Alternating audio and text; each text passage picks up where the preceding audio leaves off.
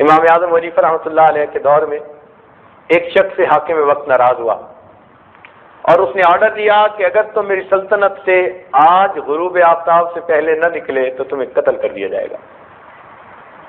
اور وہ بڑا پریشان.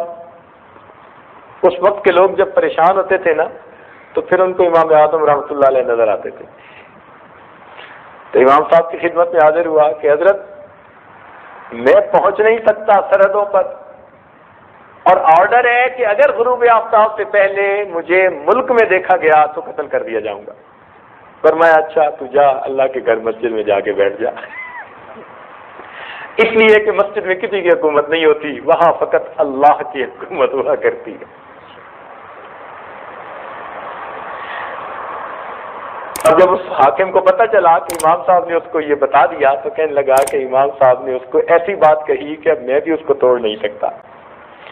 اللہ نے امام صاحب کو ایسی ذہانت دی تھی, سبحان اللہ سبحان. وقت کا بادشاہ چاہتا تھا کہ ان کو چیف جسٹس بنائے اور وہ بنتے نہیں تھے.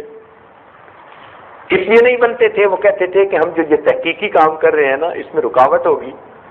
یہ جو چیف جسٹس بننے کا کام ہے, قاضی بننے کا کام ہے, یہ تو کوئی بھی کر سکتا ہے. ان کے شاگرد چیف جسٹس بننے کے قابل تھے اور بنے بھی صحیح, تو وہ خود جو ہے اس عہدے پہ جانا پسند نہیں فرماتے تھے. اچھا, حاکم وقت نے غصے میں آ کر کہا کہ اچھا فلاں 3-4 بندے جو ہے نا ان کو گرفتار کر کے پیش کرو, میں دیکھتا ہوں یہ کیسے چیف جسٹس نہیں بنتے. چیف جسٹس بنانے کے لیے ان کو گرفتار کروایا جاتا تھا. اللہ کی شان دیکھو کیسا وقت تھا. خیر پولیس نے گرفتار کر لیا. اب جب ان کو لے کر چلے تو ان میں ایک تھے امام اعظم ابو حنیفہ رحمۃ اللہ علیہ, ایک تھے سفیان ثوری رحمۃ اللہ علیہ, ایک تھے شعبی رحمۃ اللہ علیہ جن کو صاحب المغازی کہتے ہیں, اور چوتھے ایک اور کوئی فقیہ تھے. اب یہ چاروں جا رہے ہیں پولیس والے لے کر. گرمی کا موسم تھا, ایک جگہ ذرا آرام کرنے بیٹھ گئے. جب آرام کرنے بیٹھے تو وہ جو چوتھے تھے نا فقیہ, انہوں نے زبان سے کچھ نہیں کہا, بس ایسے کپڑوں کو پکڑ کے اٹھے کہ دیکھنے والوں کو یوں گمان ہوا کہ یہ قضائے حاجت سے فارغ ہونے جا رہے ہیں. تو پولیس والے دیکھتے رہے, وہ تو سب کے سامنے فصل میں جو گھسے تو وہ گئے. انہوں نے کون سا کوئی کال دیا تھا, بولے تو کچھ نہیں تھے. یہ تو ہیلا تھا کہ انہوں نے, سمجھدار لوگ تھے نا, کہ اٹھے تو اٹھتے ہوئے انہوں نے پوزیشن ایسی اختیار کر لی کہ دوسروں کو محسوس ہوا کہ یہ قضائے حاجت سے, تو وہ پولیس والے ٹھیک ہے جی قضائے حاجت سے فارغ ہوں گے, مگر وہ تو فارغ ہی ہو گئے. اب پولیس والے بڑے پریشان, کہنے لگے چلو باقی 3 کو لے کے جاتے ہیں. اب جب باقی 3 کو لے کے چلے تو امام اعظم رحمۃ اللہ علیہ نے فرمایا کہ بھئی میں قیافہ لگاؤں کہ کیا بنے گا؟ تو انہوں نے کہا ہاں جی لگائیں. فرمانے لگے یہ جو ہے نا امام شعبی رحمۃ اللہ علیہ, یہ بادشاہ کے دربار میں کوئی نہ کوئی ہیلا کر لیں گے اور ان کا ہیلا کامیاب ہو جائے گا. اور اپنے بارے میں فرمایا کہ میں وہاں پر ایک ایسی بات کروں گا کہ جس کا بادشاہ کے پاس جواب ہی کوئی نہیں ہونا, اور یہ جو سفیان ثوری ہے نا یہ پھنس جائیں گے. چل پڑے. جب بادشاہ کے دربار میں گئے تو بھرا دربار تھا. اب امام شعبی رحمۃ اللہ علیہ نے کیا کیا کہ وہاں جاتے ہی بادشاہ سے جا کے مصافحہ کیا. بادشاہ سلامت, کیا حال ہے, آپ ٹھیک ہیں, خیریت ہے, اور آپ کے بیوی بچے ٹھیک ہیں, اور گھر اور محل کے خادم اور خادمائیں سب ٹھیک ہیں, اور آپ کے گھوڑے بھی ٹھیک ہیں, اور آپ کے گدھے بھی ٹھیک ہیں. جان بوجھ کے انہوں نے تو جی گھوڑے اور گدھوں کے حال پوچھنے شروع کر دیے. اب بادشاہ نے بڑا ایمبیرس فیل کیا کہ میں چیف جسٹس بنا رہا ہوں اور یہ گدھوں اور گھوڑوں کا حال پوچھ رہے بندہ. تو ان کا ہیلا کامیاب رہا. بادشاہ نے کہا ڈسکوالیفائڈ. اب باقی رہ گئی بات امام اعظم حنیفہ رحمۃ اللہ علیہ کی. اس نے کہا ابو حنیفہ میں آج کے بعد آپ کو چیف جسٹس بناتا ہوں. ابو حنیفہ رحمۃ اللہ کھڑے ہوئے, فرمان لگے کہ بادشاہ سلامت میں چیف جسٹس بننے کا اہل نہیں ہوں. اس نے کہا نہیں میں جو بنا رہا ہوں. اس نے کہا میں بننے کا اہل نہیں ہوں. انہوں نے کہا میں بنا رہا ہوں. کہنے لگے دیکھو بادشاہ سلامت، دو صورتیں ہیں، یا تو میں نے سچ بولا ہے یا میں نے جھوٹ بولا ہے. دو ہی باتیں ہو سکتی ہیں نا، دو پاسبلٹیز ہوتی ہیں. تو اگر تو میں نے جھوٹ بولا ہے تو جھوٹا بندہ چیف جسٹس بننے کے قابل نہیں ہوتا، اور اگر میں نے سچ بولا ہے تو میں تو کہہ رہا ہوں کہ میں چیف جسٹس بننے کے اہل نہیں ہوں. اب آپ بتائیں میں نے کیا بولا ہے. اب اگر بادشاہ کہے کہ آپ نے سچ بولا تو بھی چھوٹتے ہیں، اور کہ آپ نے جھوٹ بولا تو جھوٹا بندہ چیف جسٹس. کہنے لگا ابو حنیفہ بس تم ہمیشہ دوسرے کو ایسا جواب دیتے ہو، چپ کروا دیتے ہو. خیر سفیان ثوری رحمۃ اللہ علیہ کو چیف جسٹس بنا دیا گیا اور وہ بنے رہے. اللہ رب العزت نے امام اعظم کو ایسی ذہانت سمجھ دی تھی، سبحان اللہ. عجیب ان کے واقعات ہیں، اور ان کے حاسد بھی بڑے تھے. اتنے حاسد تھے کہ نہ پوچھیے. اس کائنات میں سب سے زیادہ کمال نبی علیہ الصلوۃ والسلام کو عطا ہوا، اور کائنات میں سب سے زیادہ حاسد بھی انہی کے تھے. وَمِن شَرِّ حَاسِدٍ إِذَا حَسَدَ. جتنا کوئی صاحب کمال ہوتا ہے اتنے ہی لوگ اس کے حاسد ہوا کرتے ہیں. بلکہ ایک مرتبہ تو حاسدین نے ایسا امام اعظم رحمۃ اللہ علیہ کے متعلق پلان بنایا کہ چاہتے تھے ان کی پبلک انسلٹ ہو جائے. کیا کیا کہ امام صاحب رات کو دیر تک فقہ کے مسائل جو تھے ان میں غور و خوض کرتے رہتے اور پھر واپس آتے. انہوں نے کیا کیا کہ جس راستے پہ آتے تھے وہاں کوئی بیوہ عورت رہتی تھی، جوان العمر تھی مگر بیوہ تھی. اس کو لالچ دیا کہ ہم تمہیں اتنے اتنے پیسے دیں گے، اور امام صاحب رات کو اس وقت واپس لوٹتے ہیں تو کسی ہیلے بہانے سے ان کو گھر ایک دفعہ بلا لے، باقی ہم انہیں سنبھال لیں گے. اب تنگ دستی، فقر و فاقہ ایسی چیز ہے کہ بندہ کفر تک کو قبول کر لیتا ہے. کاد الفقر ان یکون کفرا. اس کو شیطان نے سجا دیا کہ چلو تو بیوہ ہے اور تجھے پیسے مل جائیں گے اور تیری تنگی ختم ہو جائے گی. چنانچہ ایک رات امام اعظم جب جا رہے تھے تو جیسے ہی اس کے گھر کے قریب سے گزرے نا تو عورت تو پہلے سے تیار تھی. اس نے یکدم دروازہ کھولا اور شور مچایا کہ ابو حنیفہ میرا خاوند نہیں، میرے گھر میں میرا کوئی بچہ فوت ہو رہا ہے اور آخری وقت ہے اس کا، خدا کے لیے اس کو کچھ کلمے کی تلقین کر دیجئے. اب اس نے کوئی ایسی بات کہی تو ایسے انداز سے کہی کہ امام صاحب یہ ہم سمجھے بھائی گھر بھرا ہے، لوگ موجود ہیں.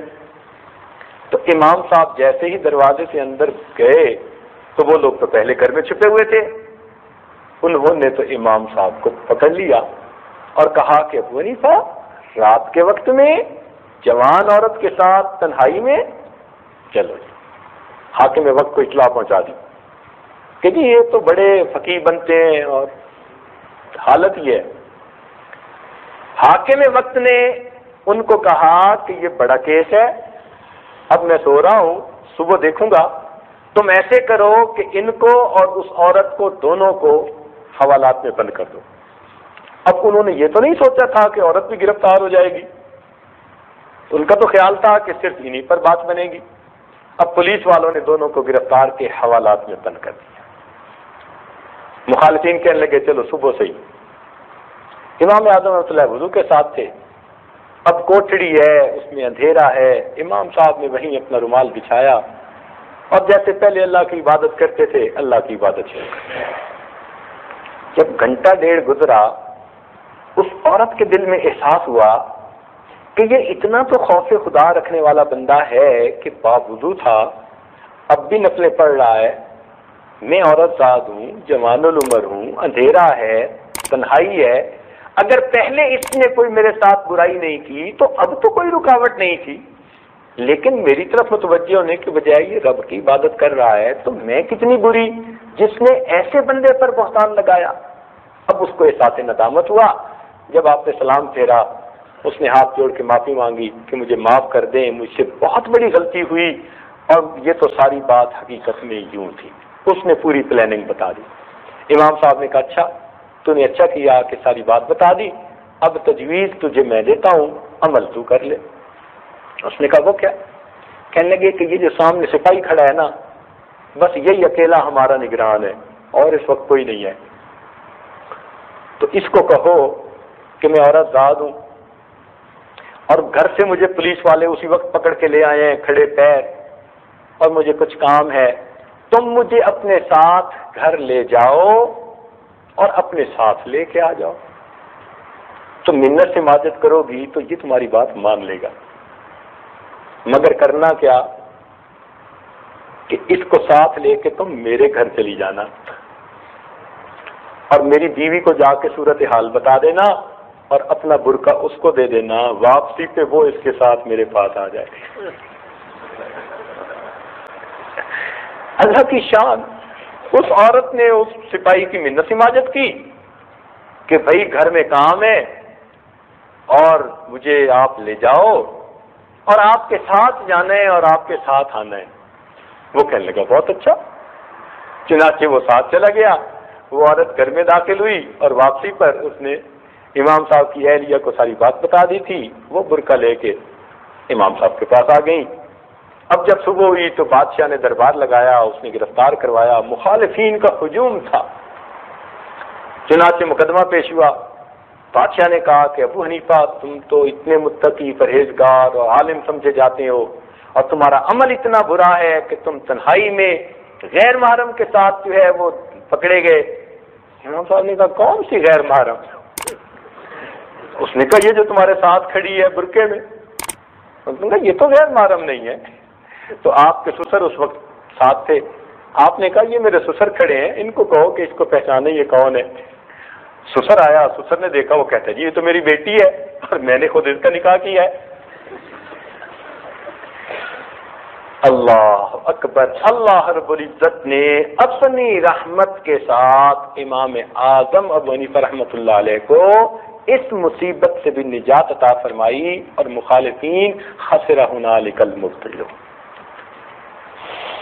تو یہاں تک حسد جو ہے انسان کو پہنچا دیتا ہے۔ چنانچہ ایک حاسد آیا اور کہنے لگا کہ ابو حنیفہ میں نے سنا ہے کہ آپ ہر مسئلے کا جواب بتاتے ہیں۔ آپ نے فرمایا پوچھو۔ کہنے لگا مسئلہ میں یہ پوچھنے آیا ہوں کہ انسان جو پخانہ کرتا ہے تو اس پخانے کا ذائقہ کیسا ہوتا ہے؟ یہ مسئلہ پوچھ رہا ہے بھری محفل میں۔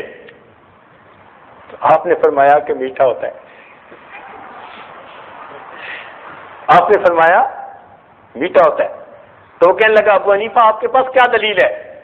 آپ نے فرمایا اس لیے کہ نمکین چیز کے اوپر مکھیاں جمع نہیں ہوا کرتی۔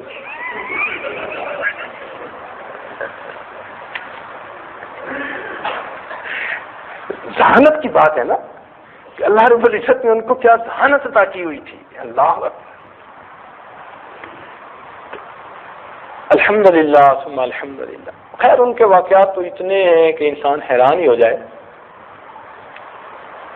علماء بیٹھے ہیں تو دو باتیں علماء کے کام کی چھوٹی چھوٹی ہیں، پھر میں آگے چلوں گا اپنے مضمون پر، کہ امام اعظم رحمۃ اللہ بیٹھے ہیں اور 40 حضرات جو ان کی مجلس شورا کے اراکین تھے، وقت کے بڑے بڑے فقہا کے، اس میں امام محمد رحمۃ اللہ علیہ، قاسم بن معن اور محمد بن حسن ان جیسے ادب اور عربیت کے ماہر، اور امام ابو یوسف رحمۃ اللہ جیسے کثیر الحدیث عالم، امام ظفر رحمۃ اللہ جیسے قیاس اور استحسان کے بادشاہ، اور داؤد طائی رحمۃ اللہ علیہ جیسے تقوی کے پہاڑ، یہ سارے لوگ ان کے پاس شاگرد کی حیثیت سے جمع ہوتے تھے۔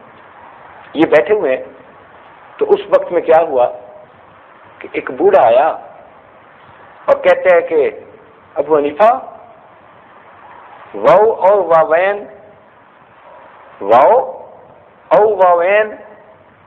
ابو حنیفہ نے دیکھ کر مسکرائے اور کہنے لگے واوین۔ وہ جاتے کہنے لگا لا ولا۔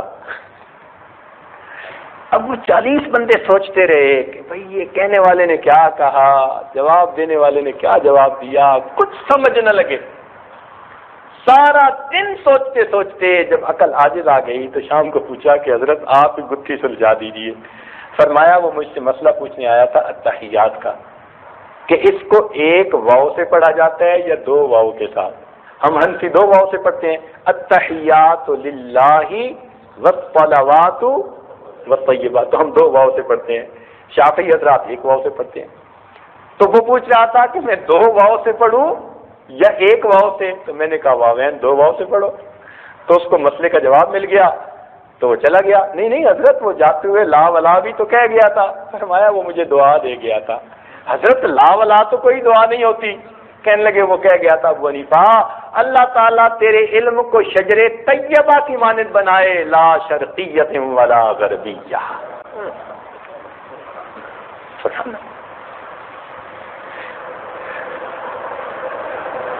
ایک مرتبہ اسی طرح محفل لگی ہوئی تھی، ایک عورت آئی اور اس نے ایک سیب بھجوا دیا امام ابو حنیفہ رحمۃ اللہ کو.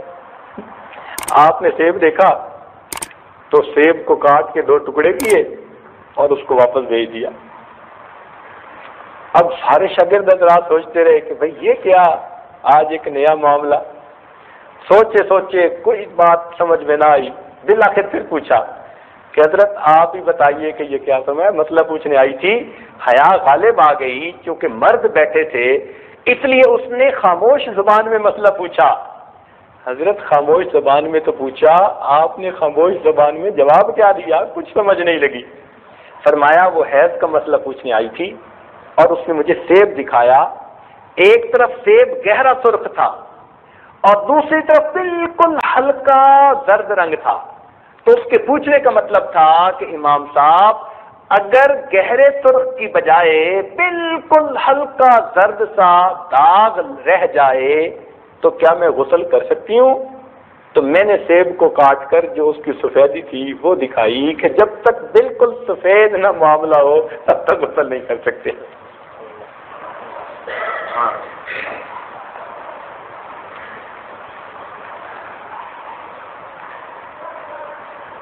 امام اعظم رحمۃ اللہ کے زمانے میں ایک چور تھا، اس نے نکاح اور طلاق کے مسائل سیکھ لیے تھے.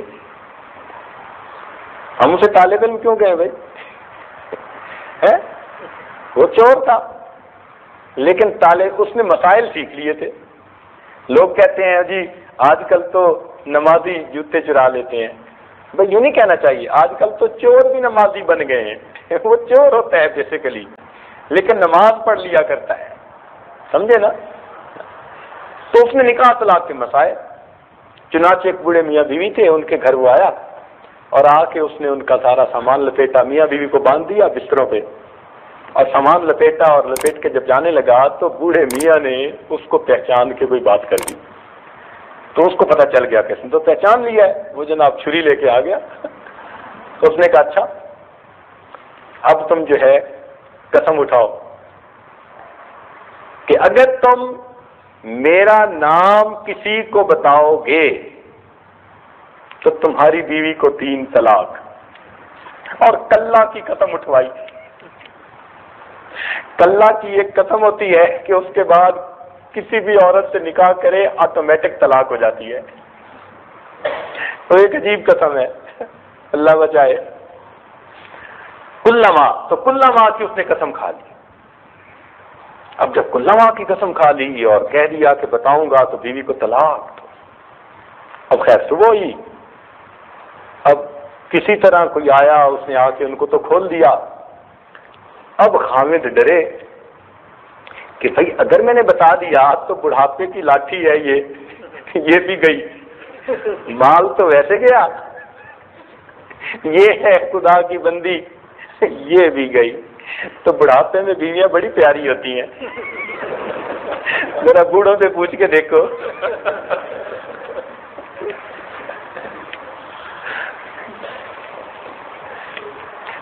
اب اس کا جی چاہے کہ میں کسی کو نہ بتاؤں، لیکن مال چلا گیا، چوری ہو گئی تو پریشانی بھی بڑی. اب سوچے کیا کریں. بیوی نے کہا ایسا کرو، امام اعظم کے پاس چلے جاؤ اور وہاں جا کر تم صورتحال بتا دو، بندے کا نام نہ بتانا، وہ کوئی نہ کوئی تجویز بنا لیں گے۔ وہ کہنے لگا بہت اچھا۔ چنانچہ وہ امام اعظم کے پاس آیا، اس نے پوری تفصیل بتا دی۔ حضرت نے فرمایا اچھا بھائی مجھے بالکل اس کا نام نہ بتانا۔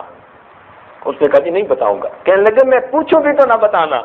انہوں نے کہا نہیں بتاؤں۔ کہنے لگے بالکل نہ بتانا۔ خوب پکا کر دیا۔ فرمایا اچھا۔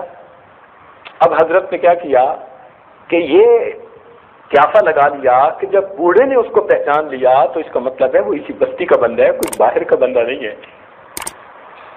چنانچہ آپ نے کیا کیا کہ جو آپ کو نوجوان نظر آئے نا، آپ نے بستی والے سب کی دعوت کر دی، اور سب کی دعوت کر کے ان کے لیے دسترخوان لگوایا، اور خود بوڑھے کو لے کر ایک ایسی جگہ کھڑے ہو گئے کہ جہاں سے آنے والوں کو یہ تو دیکھ سکتے تھے، آنے والے ان کو نہیں دیکھ سکتے تھے۔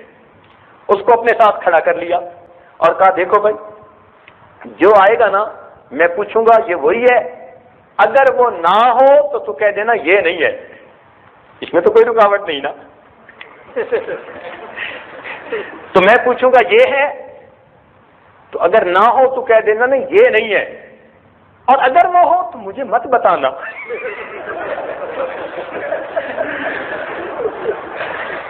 مجھے نہ بتانا، بالکل نہ بتانا۔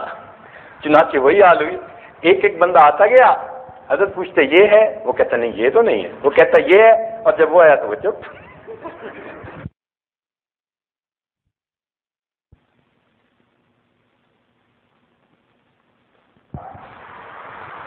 خلوت کے لمحات میں تھے، خاوند اچھے موڈ میں تھا اور بیوی ذرا ٹھیک نہیں تھی،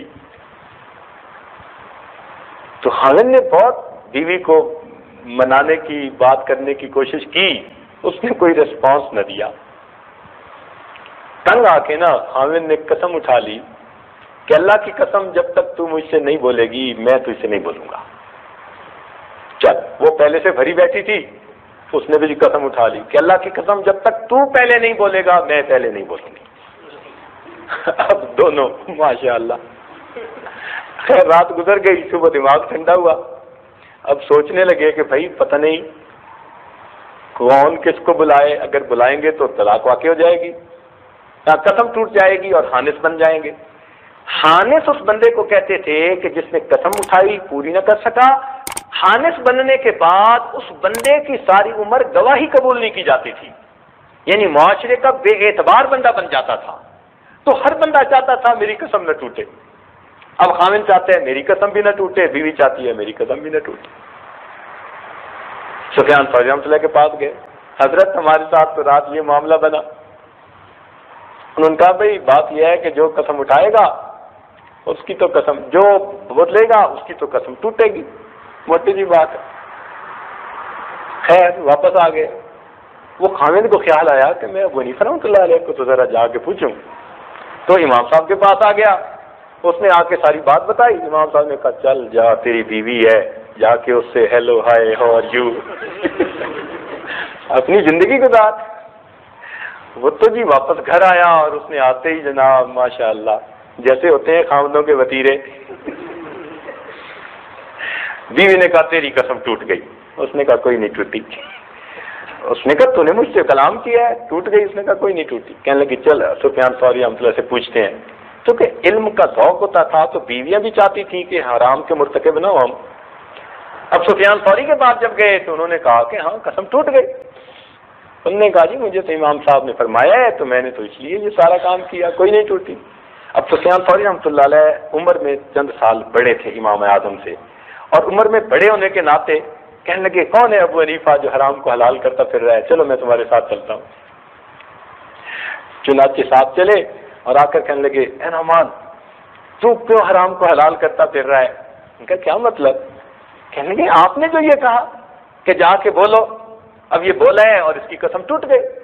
امام صاحب کا کوئی نہیں ٹوٹی، کہ ٹوٹ گئی بولا جو گئی۔ ان کا حضرت ذرا غور سے سنیں کہ یہ نیریٹ کیا کر رہے ہیں۔ ان کا کیا کہ حضرت نیریٹ یہ کر رہے ہیں کہ خاوند نے غصے میں قسم اٹھائی جب تک تو مجھ سے پہلے نہیں بولے گی میں تجھ سے نہیں بولوں گا۔ اور اس بات کو سن کر بیوی بھی غصے میں تھی، اس نے بھی قسم اٹھا دی۔ اب اگرچہ وہ قسم اٹھا رہی ہے مگر خاوند سے بول تو رہی ہے